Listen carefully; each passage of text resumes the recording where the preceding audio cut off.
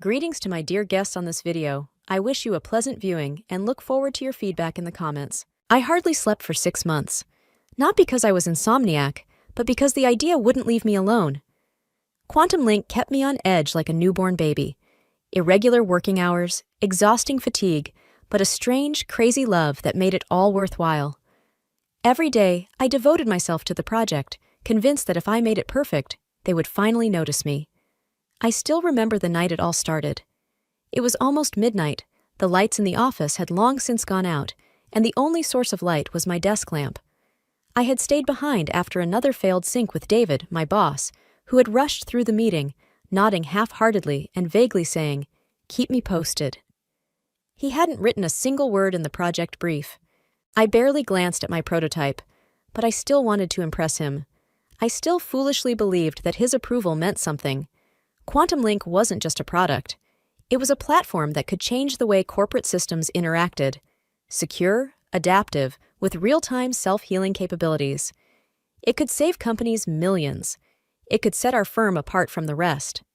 But its creation felt like a cry in the wilderness. I lost code over the holidays. I missed birthdays. I ate lukewarm ramen from my desk drawer and went to meetings in a hoodie because my laundry was always 3 days late. And every time I submitted a progress report, David would smile that indifferent smile and say something like, "Looks good. Just make sure everything's ready for the client." He never stayed late, never offered to help, never asked what I needed, but I still believed that the work spoke for itself. I thought if I could just show this to the partners, they would understand what I had created. They would see me. I didn't lose hope until the evening when I sent David the final version of the presentation. The real version. The one I had worked so hard on. 43 slides with accurate data, architectural diagrams, predictive models, and comparative metrics showing a 68% increase in data flow efficiency across all systems. I spent 2 weeks developing the presentation, and when I clicked send, I actually smiled. I thought I had done it. I thought this was the moment I would finally step out of the shadows. But I didn't hear from David for 2 days, then 3. And when he finally replied, it was just one sentence. "Looks good. I'll take it." I told myself he just meant he would schedule a meeting. I convinced myself that he would introduce me, or at least mention me during the presentation. But deep down, I knew. And yet, I said nothing. Because we were taught to believe that if we worked hard enough, kept our heads down, and did our jobs, sooner or later someone would notice us. The morning of the presentation, I woke up before my alarm. Not with excitement, more like that jittery, untethered feeling you get before a storm rolls in. I told myself it was just nerves. Of course I was anxious. This was the biggest day of my career. I'd picked out my outfit the night before, a sleek navy blazer, clean lines, just enough structure to feel like armor. My shoes were low-heeled but sharp. I wanted to be taken seriously, to look like I belonged in that boardroom. I even skipped my usual coffee run, too afraid my hands would shake. At 7:42 a.m., I stood in front of the mirror, practicing how I'd introduce the project. "Good morning, and thank you for your time today." I said it 6 times, tweaking my posture, my tone. By the 7th, I sounded polished, calm. The mask was ready. When I arrived at the office, the place was already buzzing. Assistants fluttered between rooms, and someone was wheeling in a fresh tray of pastries like this was just another Wednesday. Except, something felt off. No one greeted me. Usually, Maria at the front desk smiled or waved, but this time she barely looked up from her screen. My stomach tightened, but I smiled anyway and walked through security like I belonged, because I did. I stepped into our floor's common area and spotted 2 partners chatting near the espresso machine.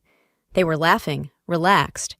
I caught snippets of something about David's pitch and how slick the new deck looked. I paused. David's pitch? No, I told myself. That's just how they talk. He's leading the intro, maybe. I'm still presenting. I've earned this. Don't let paranoia get in your head now. I checked my phone. No new messages. The meeting was still on the calendar for 9 a.m. Conference Room B. My name was still on the invite, wasn't it? I reopened the calendar to double-check, and I hesitated. The invite didn't list any presenters, just the subject, Quantum Link Partner Presentation, That was weird. I had included my name in the original invite when I sent the project summary. Maybe David revised it? Maybe he just forgot to add it back? I shook my head, willing myself not to spiral. I was being ridiculous. David had said this was a team win. He told me to be there. He said we'd tag team the Kanda. Still, as I walked past the glass conference room and saw the materials already set on the table, each folder branded with our firm's logo and the new, sleeker QuantumLink typeface I'd created, I felt that twist in my gut again. Something wasn't right. I hovered near the door, waiting for someone to call me in, waiting for someone to say, "Hey, there she is, ready to knock their socks off?" But no one did. I was still standing outside the conference room, heart pounding like it was trying to warn me of something my mind refused to believe, when my phone buzzed, a single message. From David, 8:59 a.m., David R. Sinclair. "You are not needed in this room." That was it. No punctuation, no explanation. 7 words that unraveled 6 months of work and a career's worth of loyalty in an instant. I stared at the screen, blinked, read it again. I actually thought it might be a mistake. It wasn't. Inside, the glass wall offered a clear, cruel view. David was already speaking, already gesturing to the first slide of the deck I had built from scratch. The room was full, partners, investors, a few senior execs flown in just for this pitch. They were leaning forward, listening. And there he stood, confidently presenting QuantumLink as if it had always belonged to him. My name was gone. In its place, on the title slide, was his. QuantumLink, a strategic framework by David R. Sinclair. He didn't just cut me out. He replaced me. I felt my breath catch, like I'd been kicked in the chest. I watched as he flipped to the architectural diagrams I'd drawn at 2 a.m. on my 3rd cup of coffee. As he explained the adaptive load balancing model I'd refined until it could predict system shifts 3 hours ahead. As he pointed to the deployment map that took me 3 weeks of testing to stabilize. And every time he said, "my team," or "I developed," I felt a little piece of me cave in. He was stealing everything. Not just the work, not just the credit. He was stealing the narrative, and no one in that room knew. No one saw me standing outside the glass wall, watching the betrayal unfold in real time like a silent, one-woman ghost story. My phone slipped back into my pocket, fingers trembling. I had given him everything. Updates, notes, full visibility into the project. I trusted him with the draft presentation. I assumed we were aligned. I thought he wanted us to win, but he wanted to win alone. For a long moment, I stood there frozen, half breathing, half believing. Then, slowly, I turned away. My body moved toward the elevator almost by instinct. I didn't know if I was walking away or just collapsing inward, trying to outrun the humiliation, the shock, the stupid, aching hope that maybe it wasn't what it looked like. But I stopped, just before the elevator doors opened, because sometimes your heart breaks just enough to wake something else up. And suddenly, I wasn't walking away anymore. I was turning around. I didn't go to the elevator. I stood just outside the glass, back pressed against the cool wall, staring into the room like it was some parallel reality. A version of my life where I didn't exist. David was mid-sentence, flipping to the analytics dashboard I had stayed up 3 nights in a row to fine-tune. The partners leaned in. One of them, a tall man with silver hair and an expensive-looking watch, whispered something to the woman beside him. She smiled, nodded, and then I heard it. "Brilliant structure," she murmured, just loud enough that the sound filtered through the glass. "Sinclair's a genius." I didn't realize I had stepped forward until I caught my reflection, faint and ghost-like, layered over the images on the presentation screen. Another colleague walked past me, Marla, from data science. She paused when she saw me. "Oh, hey," she said, clearly thrown.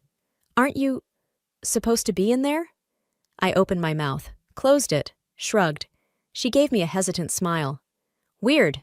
Anyway, looks like David really nailed it. The board's eating it up." I couldn't respond. I couldn't even blink. David clicked to the performance forecast slide, the one I had manually built in Excel after the modeling software kept crashing. He didn't even stumble over the numbers. Probably because I'd annotated everything like an idiot, making it easy for him to just read and perform. They laughed at one of his analogies, applauded his foresight. And every word he said, every gesture, every confident glance, it all came from my bones, my burnout, my sacrifice, my silence. I was still standing there, fists clenched at my sides, when I felt a tap on my shoulder. I turned. 2 men in security uniforms stood beside me. Polite, calm, professional. "Hi," the taller one said gently. "Are you Miss Bennett?" I nodded slowly. "I'm really sorry," he continued, eyes flicking to his partner. "But we were asked to escort you off the premises." I blinked. "What?" The shorter one spoke next. "Your manager, Mr. Sinclair, has given us notice. He said you're not authorized to be on this floor during the presentation." I stared at them. "This is my project," I said, the words coming out sharper than I expected. The taller one looked uncomfortable. "We understand, ma'am, but we're just following instructions." Behind me, the muffled sound of laughter rang out from the boardroom. I turned my head, just enough to glimpse David shaking hands with one of the investors. That damn smile still plastered on his face. My jaw tightened. "So," I said, my voice low now, trembling, but not with fear, with something colder, something stronger. "You're asking me to leave?" They nodded gently. "Please." And I stood there, not moving, not yet. I stood still, my back pressed to the glass wall. The 2 security guards beside me were still waiting, watching me with awkward sympathy, unsure whether to push or just wait for me to process what was happening. But I couldn't move. Not yet. My eyes were fixed on the boardroom, my breath slow, controlled, shallow. Inside, David was coasting through the final slides of my presentation. Every chart, every metric, every forecast I had spent sleepless weeks refining flashed behind him as he talked like he'd dreamt them up over brunch. "And with Quantum Link's adaptive nodes and scalable architecture," he said, his voice like velvet, "we're looking at a minimum 62% efficiency gain across Tier 1 operations. That's not just optimization, that's evolution." There was a polite ripple of applause. I felt physically ill. He was wrapping up now, pacing casually in front of the long table, like a man completely at ease. He had even unbuttoned his suit jacket. I recognized the move. It was a tactic. The signal of relaxed dominance, the faux humility of someone who believed they already had the room. "And so," he said, his hands spread in a practiced gesture, "we open the floor to questions. I'm happy to walk you through the details." And that's when it happened. A pause. A voice. Clear. Measured. "David," said one of the partners, a sharp-looking man with close-cropped silver hair and an air of precise authority. I recognized him. Jonathan Randall, Senior Strategy Director, known for being polite but surgical in his feedback. "Can you walk us through the recursive load recalibration logic again?" David stopped mid-step. Randall's tone remained pleasant, but there was a thread of steel beneath it. "Specifically," he continued, "I'm interested in how Quantum Link prevents cyclical latency buildup in its decentralized architecture. That's been a major flaw in most real-time load distribution systems. You seem to have addressed it elegantly. Can you elaborate?" The room went still. David opened his mouth. Nothing came out. I could see the calculation happening behind his eyes, the desperate search for keywords, the scan of memory for anything I might have said in one of our dozens of debriefs that could save him now. "Well," he began, his voice slower now, less confident. "What we did, what I designed, was a system that prioritizes, load clusters based on timing thresholds to avoid conflict." Even from where I stood, I could see Randall's eyebrows lift a fraction. David rushed on. "So instead of allowing direct node-to-node reassignment, we created an intermediary arbitration layer that, filters recalibration logic through a central protocol, thereby avoiding direct recursion." "Interesting," Randall said mildly. "And how do you prevent the central protocol from becoming a bottleneck under peak demand?" David blinked. His smile twitched, just slightly. "It's asynchronous, so it doesn't backload." Someone coughed, not politely. Inside, posture began to shift. People leaned back instead of forward. Frowns replaced nods. A woman near the end of the table, Director Singh, if I remembered correctly, crossed her arms, her expression turning skeptical. David's hands were now clasped too tightly in front of him. He shifted his weight. "Of course, I can provide full documentation post-meeting," he said quickly. "The internal architecture is robust. We've validated every element." And then Randall delivered the final cut. "You brought documentation with you, didn't you?" he asked, tone still neutral but cutting. "System diagrams, code maps, something we can review now?" David's mouth opened, closed. His eyes darted to the stack of printed decks on the table. Those decks were visuals only. The actual logic maps were on a separate drive, my drive. The drive David never asked for, because he never thought he'd need to explain anything. He hesitated. "The full documentation isn't in today's deck. I wanted to keep things high level for clarity." Randall's eyes narrowed slightly. "It's a $50 million proposal. Clarity should include infrastructure transparency." I felt my breath catch. This was it. The mask was slipping. David's smile faltered. One of the other partners, a quiet but influential woman named Eleanor Tate, leaned forward and asked, "And this arbitration layer, what is it built in?" David swallowed. "It's a modular protocol using Python-based scaffolding, interfacing with, low-level C routines for efficiency." I almost laughed, out loud. The arbitration layer was entirely written in Rust. We'd chosen it because of the performance trade-offs, because Python couldn't handle concurrent threading at the scale we needed. He didn't even know what the damn thing was built in. I stepped forward, just one step. The guards glanced at me, eyes widening slightly. "Miss..." one of them began, reaching out. I held up my hand, silencing him. My eyes never left the glass. Inside, the silence was growing heavier by the second. They didn't know it yet, not fully, but something was wrong. Very wrong. David was unraveling, and every second he spoke, every breath he took in that room, brought him closer to exposure. The silence stretched in the boardroom, thick and damning. David tried to recover. He fumbled for a pen, scribbled something on his notes, probably hoping to buy time, or at least look busy. But the damage was already done. Randall leaned back in his chair, folding his arms. "I'm going to be honest, David," he said, his voice calm but edged. "You're asking for a significant investment. $50 million is not a handshake deal. If you can't walk us through the architecture on the spot, if you don't understand the very system you're presenting, then we need to reassess." David opened his mouth to protest, but Randall cut him off with a raised hand. "Have everything ready for the next meeting," he said firmly. "Every document, every thread of logic, every line of code that supports the infrastructure.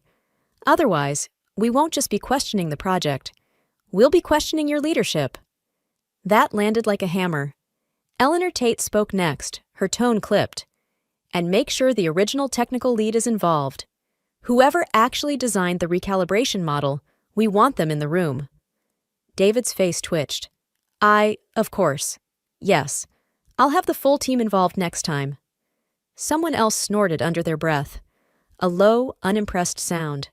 The moment was over. The pitch had been derailed, the magic broken. What started as a coronation had ended in suspicion. And I knew right then, David's castle was cracking. I turned from the glass. The guards followed as I walked, but they didn't stop me. Maybe they sensed something had shifted. Maybe they were just relieved I hadn't caused a scene. But no one said a word as I exited the conference floor, rode the elevator in silence, and stepped out into the sharp spring sunlight. The air outside felt different, real. People passed me on the sidewalk, rushing to meetings, sipping coffees, answering calls. None of them knew that everything in my world had just imploded, and yet maybe also ignited, because something else had shifted, not just in that boardroom, but in me.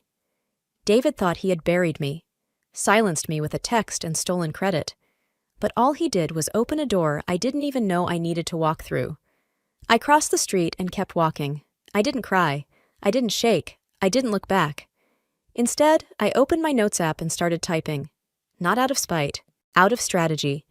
Plan A, immediate documentation, backup full development logs. Reformat original code architecture. Timestamp commits from GitHub. Repo. Retrieve original emails with David discussing project roles. Plan B. Ownership trail. Locate IP registration documents. Confirm timestamps on original architecture white papers. Draft public summary under own name, if necessary. Plan C. Leverage. Reach out to Lucille from legal, still owes me a favor. Identify partner allies. Randall, Tate. Time next move with their follow-up meeting. This wasn't over, not even close. I wasn't going to fight dirty. I didn't need to. I had the truth. And it was finally my turn to make sure the right person told the story. By the time I got home, I already had a plan. Not just a vague idea or a list of half-formed thoughts. I had structure, purpose, fire. My apartment was quiet, save for the soft hum of the fan and the distant city noise beyond the window. But inside me? A storm was brewing, a focused, methodical one. I powered on my workstation. The same rig I'd used to build Quantum Link. Long nights, forgotten dinners, 2 a.m. breakthroughs coded between sips of cold coffee. Everything I needed was still here, exactly where I'd left it. External backups, versioned builds, an encrypted drive of original architectural diagrams, benchmarks, test scenarios, and annotated source code. Everything with my name on it, dated, documented. I didn't just collect the data, I fortified it. I zipped the entire project into a series of layered archives, password protected, buried under decoy folders and labeled like innocuous coursework from college, behavioral econ notes, thesis research, photos, Paris trip 2017. And then I wrote the summary, a 3-page technical brief, clean, professional. It outlined the full vision of Quantum Link, from concept to execution. Not in the vague marketing speak David had used, but in crisp technical terms that only someone who built it could articulate. It ended with my name. My real name. Emery L. Bennett. I closed the file and leaned back in my chair. The room was dark now, lit only by the screen glow and the city lights outside. But I felt awake. Alive in a way I hadn't in months. And that's when my phone buzzed. David R. Sinclair. Missed call. 1. A minute later, a text. David. Hey, can we talk? Something came up after the meeting. Call me when you can. I stared at it for a second, deleted it. Then came another. David. We're going to need the latest documentation for next week. Just send me what you have so we can prep. I didn't respond. 10 minutes passed. David. Emery, I don't know what's going on, but we need to get aligned. Don't make this difficult. You're still part of the team. Still part of the team. That line almost made me laugh. The same team that locked me out, erased my name, and tried to walk off with 6 months of work like it was a free buffet? Another call. I let it ring. Another message. David. This isn't a good look for you. You're putting your future at risk over a misunderstanding. Ah. There it was. The shift. From charm to control. From persuasion to pressure. He was scrambling now, because he finally realized something. The future of Quantum Link, the real future, wasn't in that boardroom. It was sitting right here, in my apartment, on my laptop, in my hands. And for the first time since this began, I was the one holding the leverage. By morning, David had completely dropped the pretense. Gone were the friendly texts, the harmless requests. The tone had changed, sharpened, like a knife drawn slowly across glass. David. Still haven't received the files. This is becoming a problem. David. You know what's at stake here. We've promised delivery. The partners expect documentation. Then came the real message. David. If you're thinking of playing games, I suggest you rethink that strategy. This isn't personal, but if I don't have those files by end of day, I'll have no choice but to escalate, including reviewing your role in the project and your future with the firm. There it was. Not a threat, a promise. He was telling me, in the most polished corporate language possible, that if I didn't hand over the work, he'd not only fire me, he'd bury me, burn my credibility, smear me as unstable, difficult, vindictive. I could already hear it. She misunderstood her role. She was never officially the technical lead. We had to make tough calls for the good of the company, They wouldn't come at me directly. They'd do it the way corporate snakes always do, with plausible deniability and polite little knives. But I was done being polite. I stared at the last message, heat rising in my chest, my pulse steady, my fingers cold. He thought I'd panic, that I'd fold, that I'd fear losing everything. What he didn't understand was, I already had. He took my voice, my moment, my chance to finally be seen. That was the loss, the humiliation. But I wasn't going to let them treat me like a fool. So I made a decision. I opened the dummy folder I'd created the night before, the one with generic documentation, cobbled together from outdated drafts and safe, sanitized charts, all technically correct, all strategically useless, a perfectly polished pile of nothing, no real architecture logic, no code base, no insight into the adaptive model. It was just enough to look real to someone who hadn't built it. I compiled the decoy, packaged it with care, added a cover letter that looked sincere. To David R. Sinclair. Subject, Quantum Link Tech Packet, requested. Attached is the complete documentation as discussed. Let me know if you need anything further. Emery. I hovered over the send button for a second, then clicked. It was done. Within 3 minutes, my phone buzzed again. David. Got it. Appreciate you coming through. I smiled. He had no idea. And the best part? The clock was now ticking on his credibility. Because the second he tried to explain that decoy documentation in the next meeting, the second they asked him to defend it, he'd implode, and I'd be ready. The second presentation was set for Friday morning. David walked in with false confidence draped across his shoulders like an ill-fitting coat. From a distance, he still looked the part. Pressed suit, charming half-smile, a leather folder tucked under his arm. But there was something off in his walk. In the way his eyes darted a little too often toward the doorway, he was expecting resistance. Just not the kind that was coming. The partners were already seated when I arrived. This time, I didn't stand outside. I walked straight in, uninvited, unannounced. And I took a seat at the back of the room like I belonged there, because I did. David's eyes flicked to me and froze, just for a second. He tried to recover, but the tension in his jaw gave him away.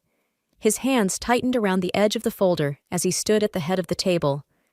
Thank you for reconvening, he began, launching into his rehearsed opening. As promised, I've brought the full documentation for Quantum Link's back-end logic and architecture. I believe this will clarify any outstanding questions. He began handing out packets. They were the ones I had sent, the decoy. Page after page of vague, technical-sounding nonsense. Pretty charts with no real function. Placeholders labeled like modules, but missing core infrastructure logic. At first, the partners flipped through it casually. Then, the frowns began. Randall was the first to speak. I'm sorry, David, where is the recursive indexing path? The one you said handled real-time recalibration? David blinked. That's included in Section 4. The diagram on page 16 outlines the core loop logic. Randall turned the page, held it up. This? He asked flatly. This is a flowchart without data. It's labeled, but there's no actual algorithm, no variables, no code logic, just shapes. David hesitated. It's conceptual, for clarity. Eleanor Tate cut in sharply. You said this was implementation ready. What I'm seeing here wouldn't pass a first-year systems design review. Where are the performance metrics? Where's the code-base summary? David was sweating now. The core code isn't included in print, for IP protection. So you're pitching a $50 million rollout without actual back-end logic? Randall asked, voice rising. You assured us you had this covered. David opened his mouth, but nothing came out.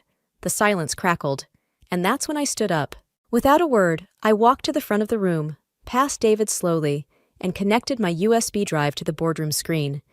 The projector flickered, and then, slide by slide, the real quantum link bloomed across the screen. My diagrams, my code logic, my architecture flowcharts, each one clean, annotated, irrefutable. I didn't say anything yet. I let them look. I let them see. Then I pulled up the final slide, a digital document with the original submission date and at the bottom, a clear signature, Emery L. Bennett. Lead Systems architect gasps rippled down the table.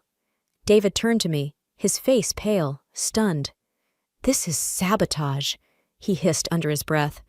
"No," I said calmly. "This is the truth." Eleanor leaned forward, eyes sharp. "Miss Bennett, did you author this architecture?" "I did. Every line, every model, every benchmark." "And David?" "He had no involvement beyond reading the summaries I emailed. He hasn't written a single module. He didn't even know what language the arbitration layer was written in." The silence that followed was thick with humiliation. But not mine, David's.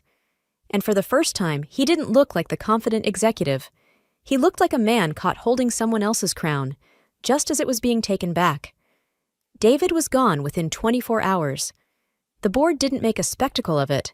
Corporate rarely does. One moment, he was sending panicked follow-up emails, trying to spin the meeting into a miscommunication. And the next, his nameplate was removed from his door, and an HR rep was handing him a sealed envelope in a corner office no one would ever call his again.